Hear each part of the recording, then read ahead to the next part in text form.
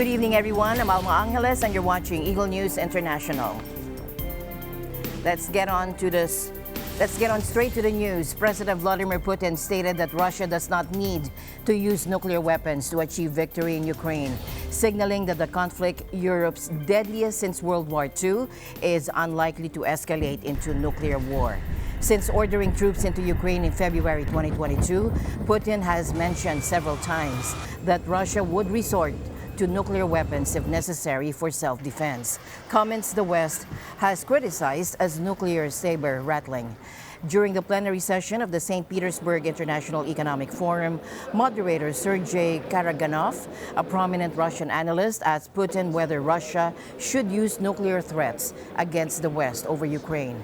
And Mr. Putin responded that he did not see any conditions that would warrant such actions. There is no need for us to have any mobilization, and we have no plans for that.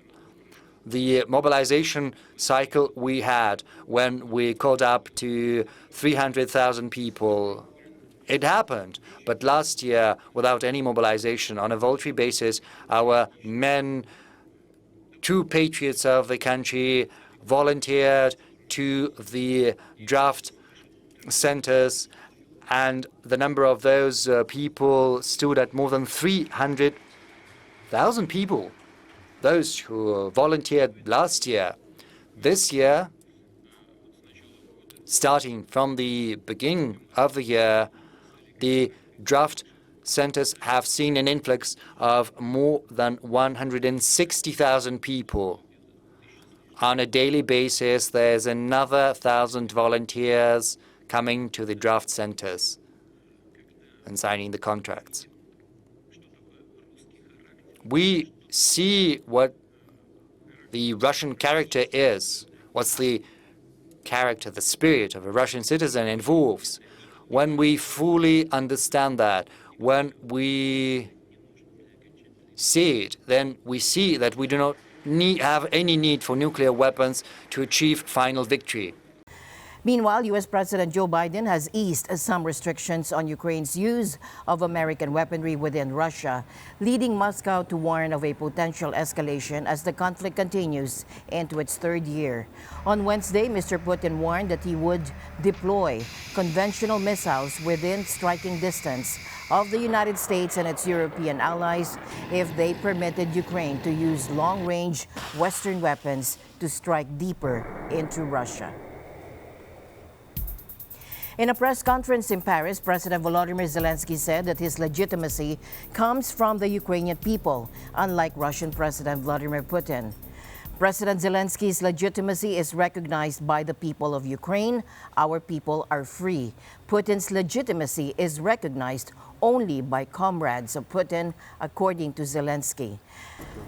Ukrainian presidential elections were supposed to happen this spring, ending Zelenskyy's 5-year term. However, due to the martial law introduced after Russia's invasion in February 2022, no elections can take place during wartime. The Constitution states that the president stays in office until a new one is elected. Despite Putin's claims that Zelenskyy is illegitimate since his term ended in May, Western leaders have not questioned Zelenskyy's position. Experts say most Ukrainians agree that Zelenskyy should remain president until the war is over. And here's U.S. President Joe Biden apologizing to Ukrainian President Volodymyr Zelenskyy for the delay in Congress reaching an agreement on additional aid. He also announced a new package of military support worth $225 million. We're not going to walk away from you. I apologize for those weeks of not knowing what's going to happen in terms of funding, because we had trouble getting the bill that we had to pass that had the money in it from some of our very conservative members who were holding it up. But we got it done finally, and since then, including today, I've announced 6 packages of significant funding. Today I'm also signing an additional package for $225 million to help you reconstruct the electric grid. Now, at the same beaches where Allied forces landed on D-Day to defeat the Nazis, President Biden highlighted the ongoing threats to democracy in Europe. Does anyone doubt that they would want America to stand up against Putin's aggression here in Europe today? Mr. Biden also addressed the importance of vigilance at home. Does anyone doubt they wouldn't move heaven and earth to vanquish hateful ideologies of today? From above, Biden observed the 100-foot cliffs American soldiers once scaled under heavy fire to overcome Nazi defenses. And this act of bravery was a key moment in the D-Day victory that helped secure a free Europe. These American heroes were commemorated by Ronald Reagan 40 years ago in a memorable Cold War speech. These are the men who took the cliffs. These are the champions who helped free a continent. These are the heroes who helped end a war. All of you loved liberty. All of you were willing to fight tyranny. And you knew the people of your countries were behind you. In spite of our great efforts and successes, not all that followed the end of the war was happy or planned. Some liberated countries were lost. The great sadness of this loss echoes down to our own time in the streets of Warsaw, Prague, and East Berlin. The Soviet troops that came to the center of this continent did not leave when peace came. They're still there, uninvited, unwanted, unyielding, almost 40 years after the war. Because of this, Allied forces still stand on this continent. Today, as 40 years ago, our armies are here for only one purpose: to protect and defend democracy. The only territories we hold are memorials like this one and graveyards where our heroes rest.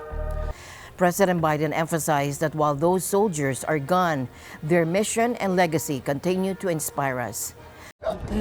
We're all here, all of us here, are here for one purpose, and that is to pay tribute to and in remembrance of those heroes lying in all those graveyards. I've been back to Sword Beach where I landed. It's very, very emotional. But the place you get more emotional is the graveyard. And when I am in the graveyard, the graveyard when I'm in, they speak to me in silence.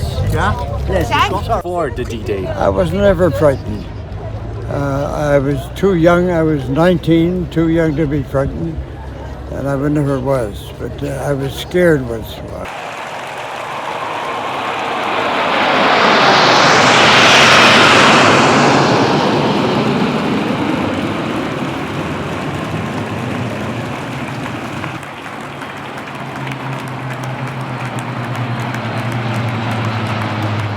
Witness actual combat until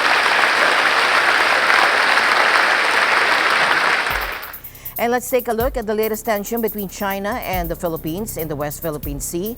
There has been a recent incident where the Chinese Coast Guard was caught on camera harassing Filipino ships. Now, these ships were on a mission to rescue a sick person near Philippine territory, which China claims as its own. During this medical evacuation, Chinese vessels blocked the Filipino boats and even bumped into them, making the rescue difficult. We're going to medevac some personnel. We're going to medevac. You have a sick personnel on that boat. You have a sick personnel on that boat. We're going to medevac. And this incident happened last month, but the video has only just been released.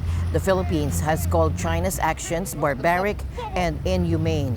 On May 19th, a Filipino boat was trying to reach a sick soldier in the West Philippine Sea. Before they could complete the rescue, the Chinese Coast Guard intercepted them, despite clearly stating their rescue mission. The Filipino team faced aggressive actions from the Chinese forces, which repeatedly cut them off and rammed their boats. The Filipino crew managed to transfer the sick soldier, but not without difficulty.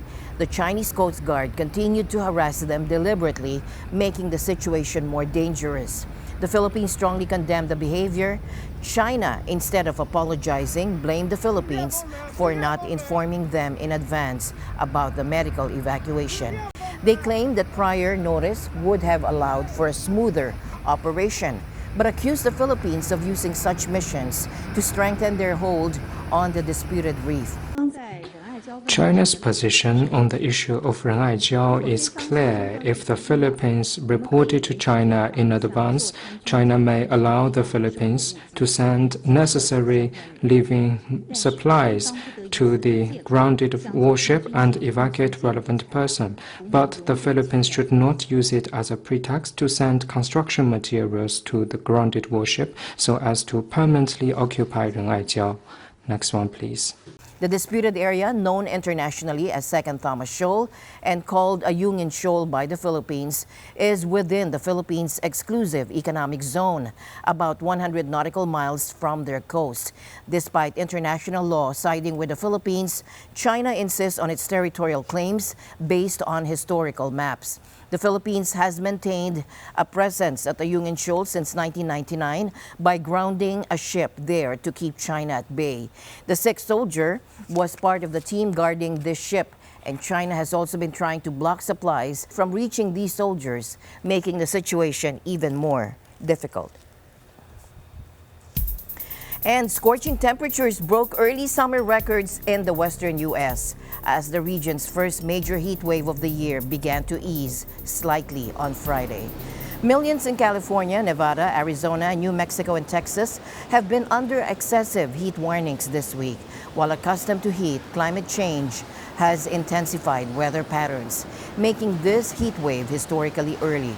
Las Vegas hit 111 degrees Fahrenheit or 44 degrees Celsius on Thursday, the earliest this temperature has ever been recorded. Now, the National Weather Service noted record highs in many areas, including Death Valley at 122 degrees Fahrenheit. An excessive heat warning remains in place until Saturday U.S. time in Las Vegas, where libraries have been turned into cooling stations and some events moved indoors. Nearly a dozen people at a Trump rally in Arizona were hospitalized for heat exhaustion. Phoenix officials prohibited hiking at popular trails due to the extreme heat. Coastal regions have largely been spared. However, small wildfires broke out across California, hinting at a potentially severe summer. The largest fire, about 150 miles northwest of Los Angeles, burned 3,600 acres in the Central Valley before being mostly contained. After 2 decades of drought, California has experienced an increasing number of destructive fires. While wildfires are a natural part of the region's ecosystem, climate change driven by fossil fuel emissions is making them larger, hotter, and more unpredictable. A new study released on Friday claims that pollution from California wildfires has caused more than 52,000 deaths over the past decade. And these wildfires burn large fires or large areas of forests and grasslands each year, causing millions in damages and sometimes costing lives. However, researchers found that the tiny particles released by these fires, known as PM 2.5, have a much worse effect on people's health than the fires themselves. Led by Rachel Connolly from the University of California, Los Angeles, the study looked at data from 2008 to 2018, and they focused on the PM 2.5 released specifically by wildfires, not from other sources like cars or factories. The study found that at least 52,480 premature deaths could be linked to this wildfire-related pollution. It also estimated that treating people affected by these pollutants cost $432 billion US. South Korean activists sent 10 balloons filled with anti-Kim Jong-un leaflets and K-pop music into North Korea. Now, this was in response to North Korea sending balloons filled with trash to South Korea. The defector group, Fighters for Free North Korea, launched the balloons carrying leaflets, USB, flash drives with K-pop music and TV shows and $1 bills. They held up a poster saying they were sending truth and love to North Koreans, in contrast to Kim Jong-un sending filth and trash to South Koreans. Now, this group had previously sent balloons with USB drives containing South Korean K-pop songs and shows to North Korea. North Korea doesn't like its people accessing South Korea's culture and has warned of retaliation for these actions. South Korea in 2020 banned the sending of anti-Kim leaflets across the border, but this law was struck down, so there are no legal grounds for the government to block the balloons. In other news tonight, Danish Prime Minister Mette Frederiksen was attacked by a man in Copenhagen's Kulturvet Square on Friday, according to her office. Now the man was quickly arrested. Frederiksen was shocked by the incident, but no further details were provided by her office. Witnesses described the attacker as tall and slim, saying he tried to flee but was swiftly tackled and restrained by men in suits, likely security personnel. According to witnesses, after the incident, Frederiksen sat down at a nearby cafe. Two witnesses, Marie Adrian and Anna Ravin, said they saw Frederiksen arrive at the square around 6 p.m. when a man approached from the opposite direction and forcefully shoved her on the shoulder, causing her to stumble but not fall. The attack on Frederiksen follows a series of assaults on politicians across Europe. Recently, Slovak Prime Minister Robert Fico was shot 4 times at close range during a public event in Handlova. Mr. Fico survived after undergoing 2 surgeries in a nearby hospital. Ak všetko pôjde optimálne, postupne by som sa do práce mohol vrátiť na prelome júna a júla. Je na čase, aby som urobil prvý krok, a tým je odpustenie. Necítim žiadnu nenávisť voči neznámemu človeku, ktorý ma dostrieľal.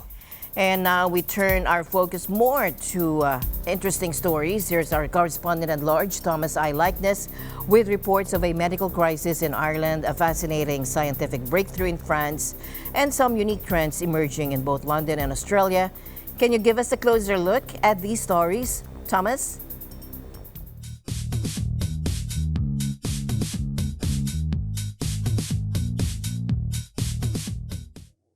And now news and commentary from around the globe. Ireland is facing a medical crisis. Graduating doctors are fleeing the country. They say working conditions there are terrible. Recent graduate Kate Barr is one of dozens of physicians packing up their stethoscopes and heading to Australia, where they say the grass is greener. All of my friends are going, so I'd have maybe 15, 20 close friends going. For my graduating class, there's maybe 40 or 50, maybe more going. The big issue is working hours. In Ireland, junior doctors put in about 80 hours a week. In Australia, the work week is half that. Barr says the money's about the same in Australia, but the lifestyle is better. Medical professor Niamh Humphreys says the Irish health system is facing a staffing shortage, and she says bringing in doctors from other countries is not the answer. Longer term, we need to look at building a more sustainable workforce. So training, sustaining and retaining our own doctors, rather than relying solely on international recruitment to bring in new doctors from overseas. Humphreys says this year, 535 Irish doctors have emigrated to Australia. How to deal with pollution indoors. A French biotech startup claims it's bioengineered a plant. That's right, a plant that can purify foul air. This shrub has a scientific-sounding moniker, NeoPX. Developed by Neoplants, the NeoPX these days is being grown in a rented California greenhouse. Company CEO Lionel Mora says 1 NeoPX is the equivalent of up to 30 regular houseplants in terms of air purification. You can put it in your home and it will not only capture, but also remove and recycle some of the most harmful pollutants you can find indoors. So why not just buy an air purifier? What's so special about this plant? The pollutants we target, VOCs, volatile organic compounds, are hardly addressed by air purifiers. Most of them cannot deal with them. So that's where nature comes in. The company says it began selling its first products in the United States in April. Morris says the U.S. is a particularly promising first market since many Americans already widely use air purifiers. He adds they're having trouble keeping up with the demand. Plants are also attracting the attention of urban foragers in London, and folks are learning to scavenge for edible plants at a cemetery park in the city's east. Kenneth Greenway has spent the last 22 years working in the cemetery, and he knows all about the foliage that grows there. These days, Greenway is passing on that knowledge. He's teaching people how to forage, how to recognize what is safe to eat and what to stay away from. His classroom? Well, it's the wild growth and edible herbs that are flourishing among the tombstones. What draws people to Greenway's class? They want to learn how to identify plants more confidently, they want to learn recipe ideas, and they want to experience a range of wild plants in a guided walk. So when they go off, they can look out for these things where they live. His class is made up of people young and old, and Greenway has one cardinal rule: don't eat a plant unless you are sure of what it is. And I'll make sure I stay away from anything growing in the garden that I don't recognize. I'll be back in 7 days, and in the meantime, I wish you all peace, joy, and happiness in the ensuing week. Thomas I. Likeness, Correspondent at Large, Net 25 News. Now, have you ever seen a picture of our blue planet Earth hanging in the blackness of space, with the moon all dusty in the foreground? Now, that amazing photo was taken by Bill Anders, an astronaut who just passed away at the age of 90. Now, Bill wasn't just any astronaut. He was one of the first people to ever travel all the way to the moon back in 1968. He and his crewmates circled the moon 10 times and took incredible pictures, including that famous Earthrise 1. Now, Bill wasn't just a great photographer, though. He was also a pilot, an engineer, and even an ambassador. Sadly, his own plane crashed recently, and he wasn't found. Even though he's gone, his picture will continue to inspire us. It reminds us of how precious our Earth is, floating all alone in space. And we'll miss Bill Anders, the astronaut who showed us our home planet in a whole new way. DJI has successfully completed the first ever drone delivery test on Mount Komolangba from the Nepalese side. The test involved a DJI Flycard 30 flying supplies, such as 3 oxygen bottles and 1.5 kilograms of other supplies from the base camp to Camp 1 of the world's highest peak. The drone also carried trash on the return trip. The DJI drone was capable of transporting 15 kilograms of supplies between the camps in just 12 minutes for a round trip, day or night.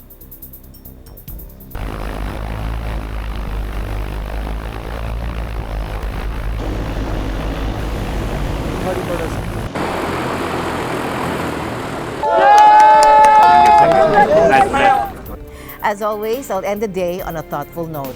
Our ability to look back and smile at our past is proof that God's plan is to keep us moving forward. This has been Eagle News International. I'm Alma Angeles. Stay alert, stay informed, because we live in extraordinary times. Good night.